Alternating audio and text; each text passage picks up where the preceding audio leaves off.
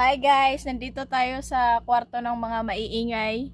At ngayon ay naghihintay sila ng mga sahod. Tanungin natin ang kanilang iba't ibang reaksyon. Ikaw, ano masasabi mo? Nagugutom ako, wala na kaming pagkain.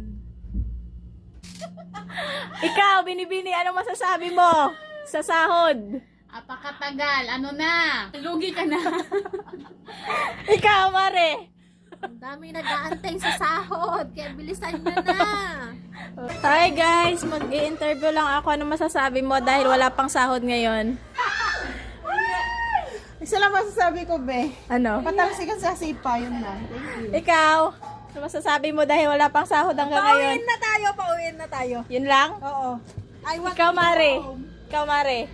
Ano masasabi mo dahil wala pang sahod? Okay na, wala nang pagkain. I want to go home. Saan? Saan? Help us. Ano masasabi mo, Mare? Wala pang sahod.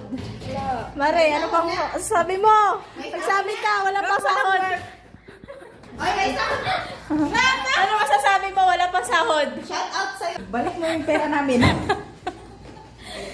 Nalugi na kami sa'yo. Ano, nalugi ka? No? Pero Nalugi ilang ka? araw walang pasok. Kailan ka nalugi? Ayun lang. Kasi matagal ko. Delay ka pa kayo. Delay ka pa.